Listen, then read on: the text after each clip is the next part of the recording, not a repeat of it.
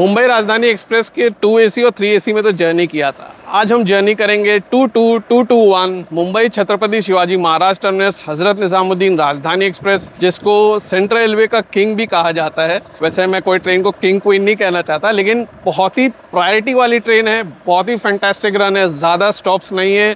अगर स्टॉप्स बताऊँ तो कल्याण, नासिक, जलगाँव, भोपाल, झांसी, ग्वालियर, आगरा। तो प्रीटी मच ऐसा है कि याद भी कर ले आप, ऐसे स्टॉप्स हैं। और ट्रेन की डिमांड स्पेशली 3 एसी में बहुत ज़्यादा रहती है। फ़िलहाल 2 एसी में काफ़ी करंट सीट्स में खाली थी, आई थिंक अराउंड लाइक 45 ऐसे सीट्स खाली थी। तो ऑफ सीज़न है, बारिश का मौसम है, तो थोड़ा ट्रैवलिंग कम होती है लोगों की, लेकिन 3 एसी की डिमांड ज़बरदस्त है, फुल है। कोई भी सीट्स 4 प्रिपेयर पे खाली नहीं थी। इस ट्रेन में डायनेमिक फेयर भी है, जैसे कि सब राजधानी एक्सप्रेस में रहता है, तो बुकिंग करते टाइम ये ध्यान रखें, फेयर बढ़ सकता है। फेयर मैं आगे आपको जर्नी में भी बता दूंगा, स्क्रीन पे आपके आ जाएगा। चलिए अंदर चलते हैं। मेरे समझ से थोड़ी देर में ट्रेन आनी चाहिए, शंट होनी चाहिए, और देखते हैं ओवरऑल एक्सपीरियंस कैसा है। अगर आप B10 जैसे कि मेरा कोच है उसमें अगर आप ट्रैवल कर रहे हैं और इस एंड पे अगर आप डायरेक्ट गाड़ी लेके आते हैं तो प्रीटी मच आपको सामने ही कोच मिलेगा, B10 और B11। 2 एसी और फर्स्ट एसी के लिए आपको लेफ्ट हैंड साइड में जाना पड़ेगा, जो कि थोड़ा सा ज़्यादा रहेगा। जो भी है चलिए देखते हैं। ट्रेन मेरे समझ से थोड़ी देर में शंट हो जानी चाहिए। मैं पीछे देख रहा हूँ कि ट्रेन आई है कि नहीं। अंदर चलते हैं और देखते हैं हमारी ट्रेन का अराइवल।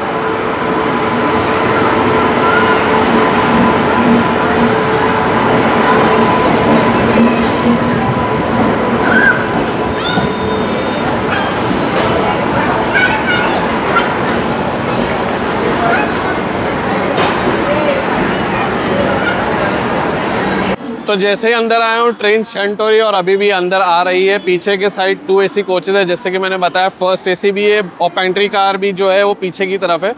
B1 भी अगर आपका कोच है तो वो पीछे की तरफ पड़ेगा, B10, B11, B12 इस तरफ पड़ेगा। चलिए रियर लोकोमोटिव तो आपको दिखा दिया पुश पुल टेक्नोलॉजी का। अब आगे वाला लोकोमोटिव देखते हैं जब ये ट्रेन अराइव करती है। तो ये हमारा लीड लोकोमोटिव है जो कि है 30542 WAP7 कल्याण शेड का। चलिए अब अपने कोच की तरफ चलते हैं, ज़्यादा दूर नहीं है, 3 ही कोच पीछे, और फिर बोर्ड करते हैं अपना कोच B10। चलिए अंदर चलते हैं और अपनी सीट पे चलते हैं।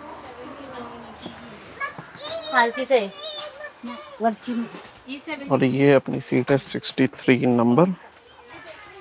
तो अभी थोड़ा बाहर आए हैं। वैसे तो बाहर के सीन्स जितना हो सकेगा आपको कैप्चर करके दिखाऊंगा, क्योंकि ये ट्रेन का रन मैंने पहले भी जर्नी किया है दिल्ली से मुंबई तक, तो उसमें फैंटास्टिक था। वो वीडियो तो ऑलरेडी चैनल पे है।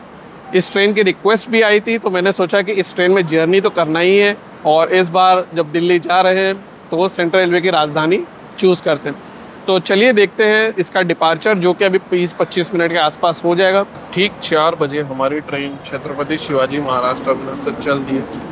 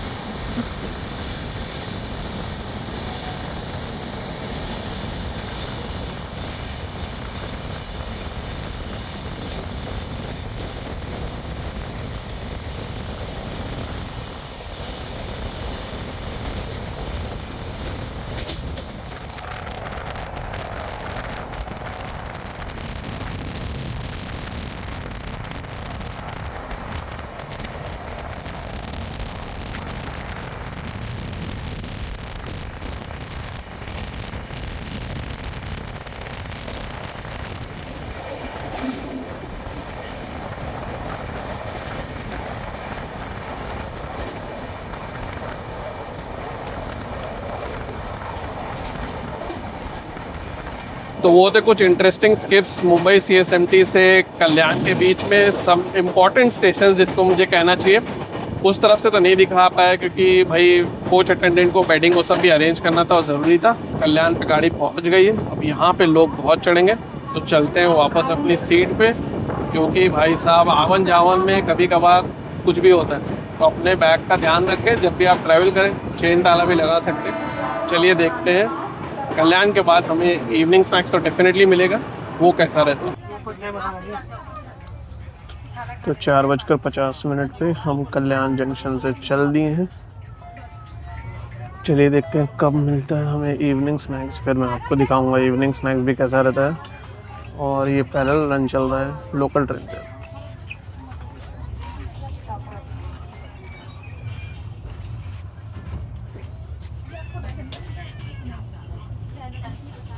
नाश्ता रेडी हो रहा है और अब हाथ धो लेते हैं और चलते हैं अंदर, और आपको मैं दिखाता हूँ इवनिंग स्नैक्स कैसा है। और अभी मेरे समझ से 2-3 मिनट के अंदर हमें इवनिंग स्नैक्स मिल जाना चाहिए। तो ये है अपना इवनिंग स्नैक्स, ये है कचौरी, ये है टमाटो केचप, ये नेमी का गड़बड़ मिक्सचर है, भाई गड़बड़ न रहे। और चाय किट है, चाय सामग्री, वो जिसको बोलते हैं सोन पापड़ी लेकिन पतीसा लिखा हुआ है, पीकाजी ड्राई फ्रूट। और ये है सैंडविच। तो चलिए ये 2 आइटम खा के देखते हैं कैसा है। कचौरी का अगर बताऊं तो कचौरी ठीक है, और मेरे समझ से अगर गर्म रहती तो बहुत सही रहती है, लेकिन ओवरऑल टेस्ट सही है। स्टफिंग भी आप देख सकते हो, स्टफिंग एकदम सही तरीके से, मुझे उसमें कुछ ख़राबी नहीं लग रही। तो ओवरऑल कचौरी कंपेयर टू दूसरी ट्रेन्स में जो मैंने खाया, ख़ासतौर से अगस्त क्रांति में भी देखा था और कुछ और भी राजधानी में देखा, उनसे तो काफ़ी अच्छी है। सबसे बेस्ट तो मुझे अहमदाबाद शताब्दी की लगी थी, क्योंकि वो घसीटा राम की थी शायद। खैर अभी मैं आपको सैंडविच का भी रिव्यू बता दूं। सैंडविच प्रीटी मच सही है, मेरे समझ से टेस्ट में काफ़ी बेहतर है बाकी दूसरी ट्रेन्स में जो सैंडविच मिला है, तो उस हिसाब से भी सही है। टमाटो केचप डालेंगे तो अच्छा लगेगा। स्टफिंग भी आप देख सकते हो, स्टफिंग अच्छे से चीज़ और सब डाला हुआ है, सिंपल है, लाइट लग रहा है। तो चलिए अब चाय का गर्म पानी भी आ गया है, तो चाय बनाते हैं, इसको फिनिश करते हैं और देखते हैं कब पहुंचते हैं हम सारा।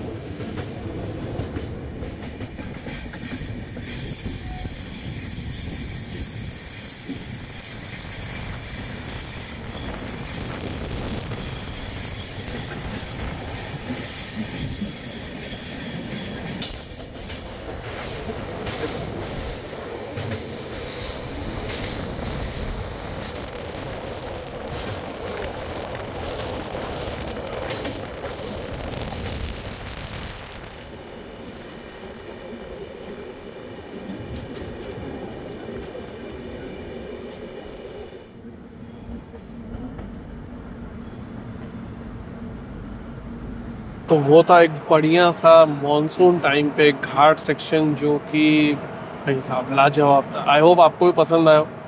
चलिए देखते हैं अब यहाँ से हमारा रन नासिक तक कैसा रहता है। अभी तक तो रन फैंटास्टिक रहा है ये। अभी हम इगतपुरी पे पता नहीं स्किप करेंगे स्टॉप करेंगे। अब स्पीड से तो ऐसा लगता है कि शायद रुक जाएंगे।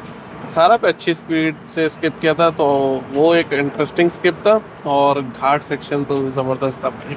अब मैं काफ़ी खुश था कि ज़्यादा बारिश नहीं हो रही थी, क्योंकि अगर जब ज़्यादा बारिश होती है ना तो कोई भी चीज़ कैप्चर करना और दिखाना बहुत टफ हो जाता।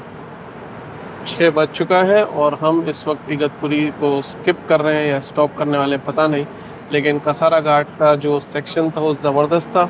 और भाई ये मौसम में मुझे तो बेस्ट लगता है अगर आपको कैप्चर करने को मिले या देखने को मिले।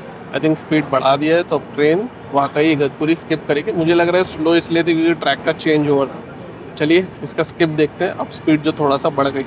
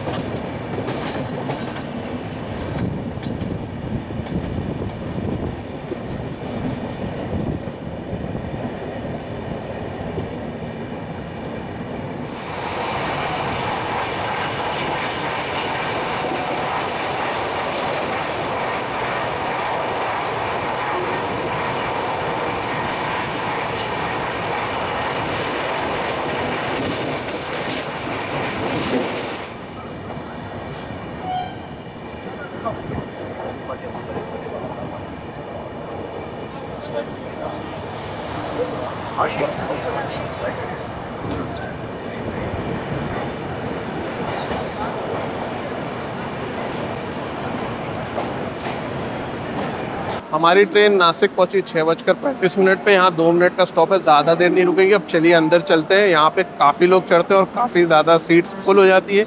दूसरे साइड पे बेडिंग रख दी है तो यार वहाँ से कैप्चर करने को हो नहीं रहा। और सेवाग्राम एक्सप्रेस का ओवरटेक जो था वो मिस हो गया। अब चलिए देखते हैं आगे कौन से ओवरटेक हम कैप्चर कर पाते हैं। कोशिश करूँगा थोड़ा सा बेडिंग हटाने की। फिर देखते हैं हम कब पहुँचते हैं जलगाँव। यहाँ पे थोड़ा सा डिले है लेकिन मुझे लगता है अगर सही रन रहेगा तो जलगाँव पहुँच जाना चाहिए। कल्याण और मुंबई CSMT दोनों पे थोड़ा सा चेन पुलिंग हो गई थी तो इसलिए थोड़ा सा डिले हो गया था। तो मेरे समझ से सनसेट जो है वो मनमाड के बाद होना चाहिए। कैसा रहता है मनमाड पे स्किप वो भी फाइंड आउट करते हैं। ज़्यादा फास्ट तो नहीं रहता लेकिन आई थिंक 80-90 के अराउंड तो रहना चाहिए अगर फुल क्लियर मिला वो भी फाइंड आउट करेंगे। आइए एंजॉय करते हैं आगे की जर्नी। खाना मुझे लगता है शायद जलगांव से पहले तो दे देना चाहिए। 7:30 के बाद तो देना है क्योंकि जो लोग जलगांव उतरते हैं उन्हें शायद खाना मिलता है। चलिए देखते हैं डिपार्चर नासिक से और आगे की जर्नी एक्सप्लोर करते हैं।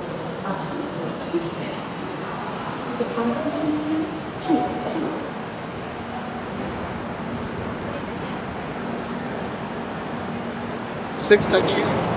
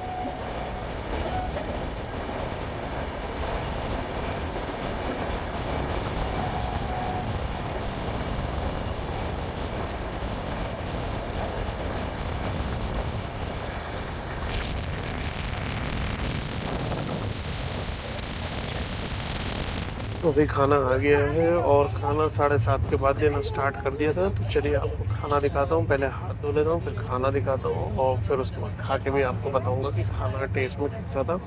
दिखने में, छूने में ऐसा लग रहा है गर्म है, जो भी है। अब आपको खाना दिखाता हूँ मैं हाथ धोने के बाद। और फिलहाल जो ओवरटेक मैंने आपको दिखाया था वो था जनता एक्सप्रेस का, जैसा कि आपने पढ़ा होगा। मनमाड़ का सबसे बढ़िया था। चलिए कोशिश करूँगा 40 गाँव का भी स्किप कैप्चर करने का। सबसे पहले दिखाता हूँ आपको खाना, फिर देखेंगे कौन कौन से स्किप हम देख पाते हैं जलगांव पहुँचने से पहले। तो ये है अपना खाना। 3 रोटी है जो कि ऐसी है और थोड़ी सी चिपक गई है, पता नहीं कि शायद हीट से। और ये राइस है, ये दाल है, इस तरह से दाल है। और ये पनीर की सब्ज़ी है, पनीर के पीसेस हैं। और ये दही काफ़ी छोटी लग रही है, पता नहीं मेरा इल्यूजन है क्या है, वरना की है। तो ये 80 ग्राम की दही है। और ये पिकल और नमक, और डेज़र्ट शायद बाद में मिलेगा। चलिए खाते हैं खाना और फिर खा के आपको बताऊंगा कि कैसा है। और मुझे उम्मीद है कि ठीक ठाक रहना चाहिए, फिर भी मैं आपको पूरा रिव्यू दे दूंगा कि दाल पनीर कैसी है। फिनिश करता हूँ खाना क्योंकि अभी थोड़ी देर में पहुँचेंगे हम जलगांव।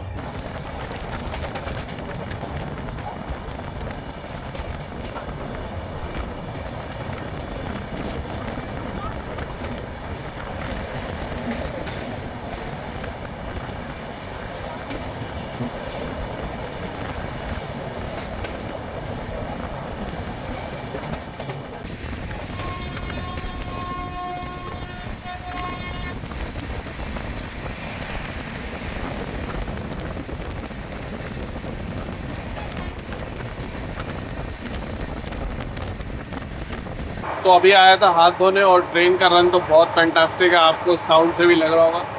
खाने के बारे में बताऊं तो खाना ठीक था।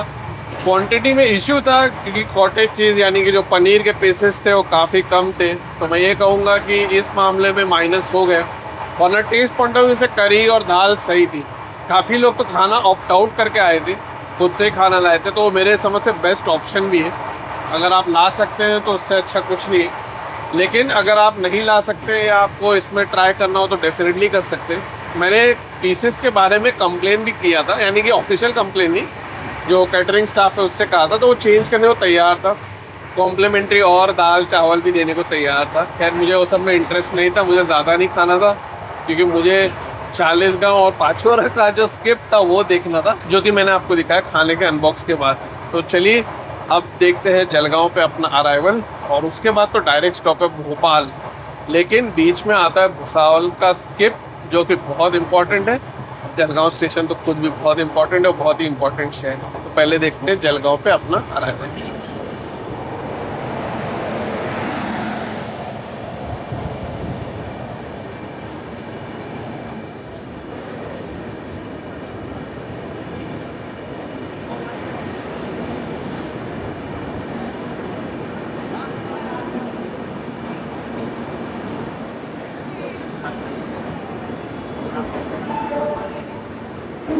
राजधानी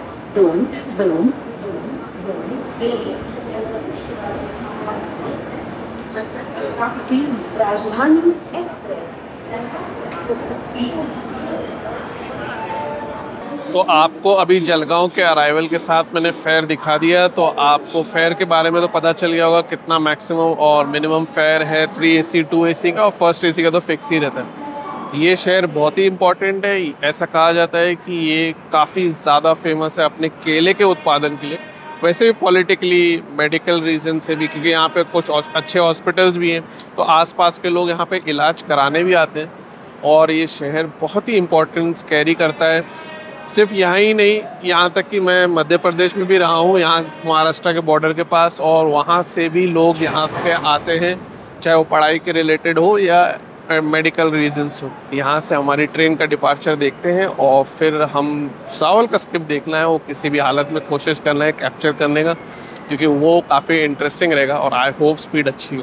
तो अब अंदर चलते हैं और देखते हैं यहाँ से डिपार्चर अपना, और फिर हम पहुँचेंगे भुसावल, और भुसावल पे आई होप हम स्किप करें। कोई ओवरटेक भी मिल गया तो मज़ा आ जाएगा। वैसे मुझे ओवरटेक की कोई उम्मीद नहीं है, गरीबरथ भले हमसे आगे है। जो भी है फाइंड आउट करते हैं कैसा रहता है हमारा आगे का सफ़र। हाँ हाँ जलगावरनं सुटले.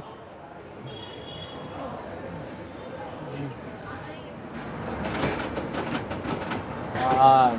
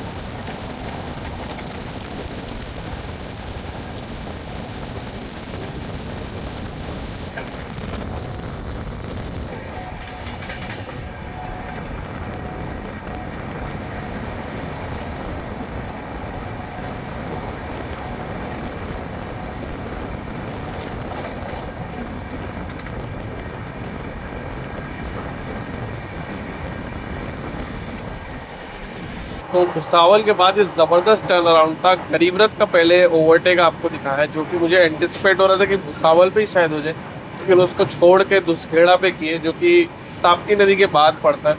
और ताप्ती नदी नहीं दिखा पाया क्योंकि बहुत अंधेरा था।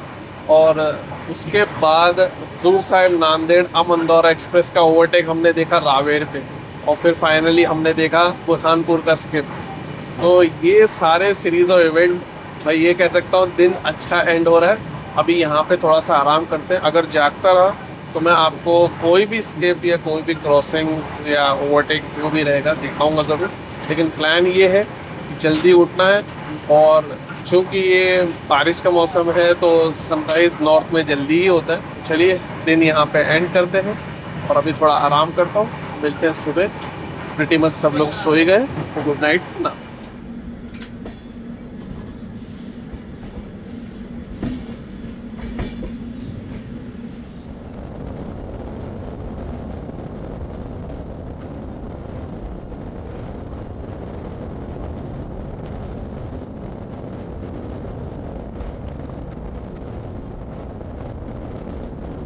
So very good morning. और इस वक्त हम दतिया क्रॉस किए। एक्चुअली झांसी पे उठा था लेकिन वॉशरूम चला गया, तो ट्रेन अपने स्केड्यूल्ड हॉल्ट से 5 मिनट के बाद चल दी है। ट्रेन पता नहीं क्यों आगे कोई खास ज़्यादा दिखा नहीं रहा है, लेकिन फिर भी मैं ट्रैक करने की कोशिश कर रहा हूँ। और अपडेट्स भी इस सेक्शन में थोड़ा डिले होता है क्योंकि नेटवर्क का थोड़ा सा इशू आप फेस कर सकते हैं। नींद अच्छी थी, कंफर्टेबल थी, कोई प्रॉब्लम नहीं था, नो डिस्टर्बेंस।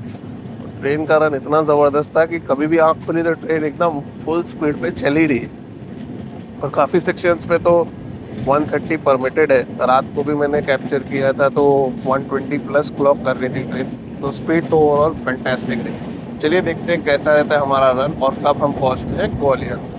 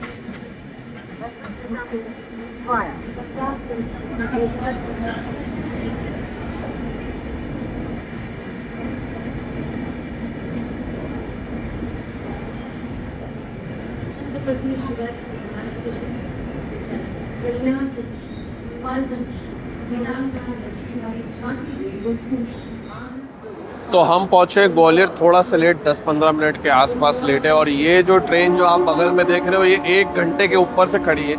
एक्चुअली जो भी ट्रेन इंदौर से ग्वालियर आती है वो आजकल जल्दी पहुंच रही है, तो मुझे लगता है कि टाइम टेबल रिवाइज़ करने की ज़रूरत है। इससे पहले भी हमने जो ओवरटेक देखा पैरेलल रन पे, वो रतलाम भिंड एक्सप्रेस का था और उसको 7:30 बजे पहुंचना है, लेकिन वो पहुंच रही है 6:30 के आसपास। फिर वो तो बाहर ही शायद खड़ी रहेगी।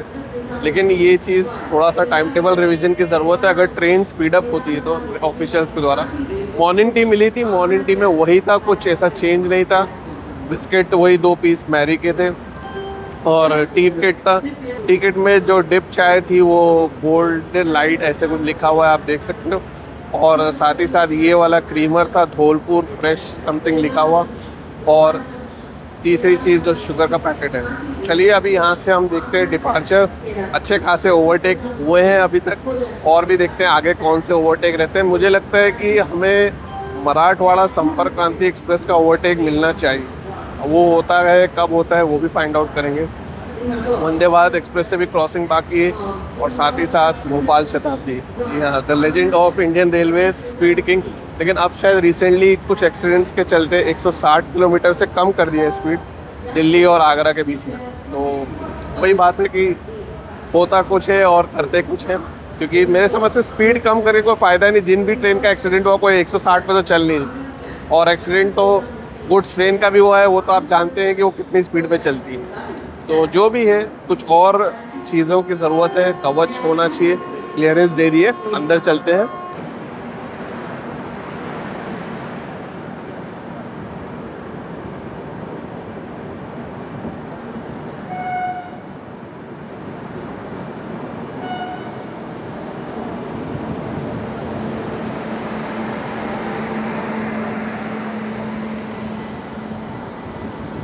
तो अभी नाश्ता आ गया है और मैं अभी आपको नाश्ता अनबॉक्स करके दिखाता हूँ, और फिर उसके बाद हम देखते हैं मोरेना और चंबल नदी का ब्रिज। ये ग्वालियर से जैसे ही ट्रेन छूटी तो नाश्ता देना स्टार्ट कर दिया था। चलिए देखते हैं कैसा है नाश्ता। मैंने नॉनवेज मंगाया था नाश्ते में, तो ऑमलेट दिए। चॉइस आप बदल सकते हो, पहले टिकट पे अगर वेज लिखा है या नॉन वेज लिखा है तो भी, और वेज में पोहा रहता है और इसमें ऑमलेट है। चलिए देखते हैं कैसा है नाश्ता। ये है नाश्ता, ऑमलेट, जो कि काफ़ी प्लेन टाइप लग रहा है। आप देख सकते हो उसमें कुछ पीस थोड़ी सी इसमें है, थोड़ी सी कुछ गाजर वाजर डाल दिए फॉर्मेलिटी में, और ये टमाटो केचप है पीछे, और बटर, 2 ब्राउन ब्रेड है, देख सकते हो, जूस, चाय, और ये टी पैकेट वही धौलपुर फ्रेश का जो क्रीमर है, और टी किट में भी यही शायद टी पैकेट है, देख सकते हैं उसमें भी यही टी किट है। तो चलिए अब इसको फिनिश करते हैं और देखते हैं ऑमलेट कैसा है। चलिए मैं इसे फिनिश करता हूँ और आप देखिए मोरेना 10 और चंबल नदी का ब्रिज, और फिर हम पहुँचते हैं आगरा कैंट।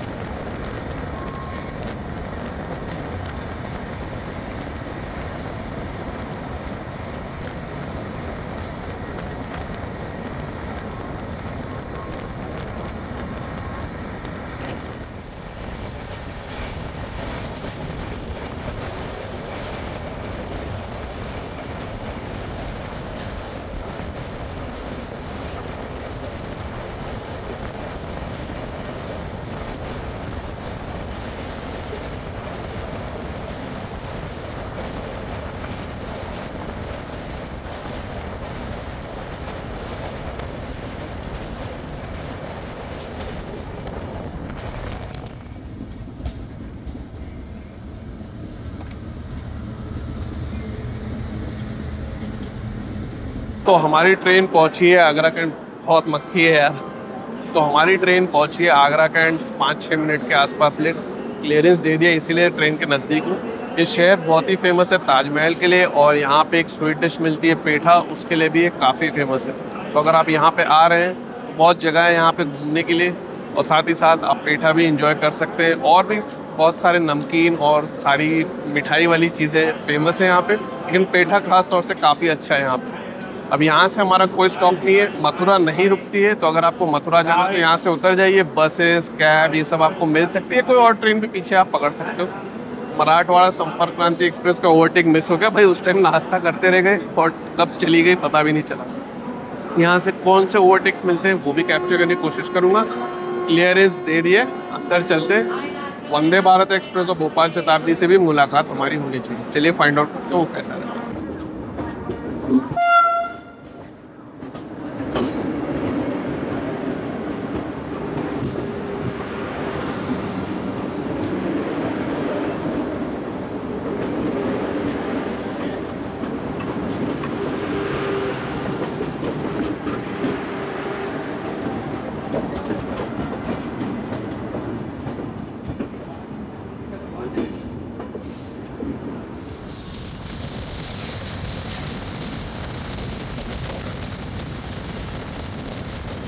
तो अभी आपको मैंने दिखाया भोपाल शताब्दी से क्रॉसिंग, और वो तो ज़बरदस्त थी। साथ ही साथ उससे पहले हमने वंदे भारत एक्सप्रेस भी देखी थी, और जो सीक्वेंस ऑफ इवेंट था वो इंटरेस्टिंग था। तो ये कुछ क्रॉसिंग के सिलसिले बहुत अच्छे थे। गरीब रथ का स्टेटस चेक किया हूँ, वो थोड़ा सा लेट है, तो मुझे उम्मीद नहीं कि वो उसको हम ओवरटेक करेंगे। एक्चुअली वो पीछे ही रह जाएगी पहले ही मथुरा से, और मथुरा से उसकी लाइन अलग है कोटा की तरफ। तो चलिए देखते हैं मथुरा जंक्शन का स्किप, क्योंकि मुझे उम्मीद है कि स्किप तो करना चाहिए, लेकिन कभी कभार कोई भरोसा नहीं रहता। देखते हैं कितनी स्पीड से स्किप करती है और प्रीटी मच कौन से प्लेटफॉर्म से करती है, मेन लाइन से करती है या कोई और लाइन से करती है। तो आइए मथुरा जंक्शन का स्किप एंजॉय करते हैं। फिर मेरे समझ से पश्चिम एक्सप्रेस को इसने ओवरटेक किया तो किया, वरना और कोई ट्रेन को तो ओवरटेक करने नहीं वाली। और हाँ, गतिमान एक्सप्रेस से क्रॉसिंग होगी। तो ये दो चीज़ हम फाइंड आउट करते कैसे रहती इससे पहले कि हम पहुँचे हज़रत निज़ामुद्दीन, यानी कि हमारे डेस्टिनेशन पे।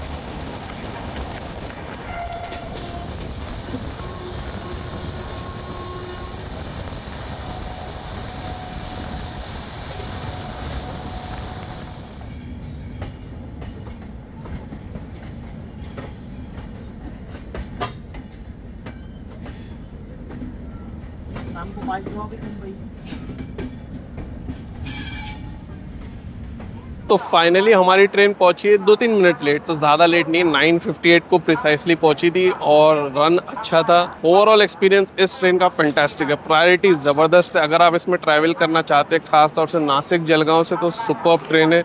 कल्याण से भी मेरे समझ से बहुत ही अच्छा ऑप्शन है, क्योंकि अगर आप अगस्त क्रांति या मुंबई राजधानी पकड़ने जाएंगे तो आपको बहुत ज़्यादा टाइम लगेगा मुंबई सेंट्रल या बोरीवली पहुंचने को। मेरा एक्सपीरियंस भी जर्नी का अच्छा था। फूड थोड़ा सा ओके टाइप था, तो वो अगर अवॉइड करना है तो कर सकते हैं। फिर भी कोई सवाल है तो कमेंट सेक्शन ज़रूर पूछिए। अगर आप नए हैं चैनल को तो सब्सक्राइब करना ना भूलें। पसंद आया वीडियो तो लाइक करें, कोई ट्रैवल करने वाला हो तो वीडियो शेयर करें। देखने के लिए बहुत बहुत धन्यवाद। अपना ख्याल रखें, मुस्कुराते रहें और ट्रैवल करें सेफली।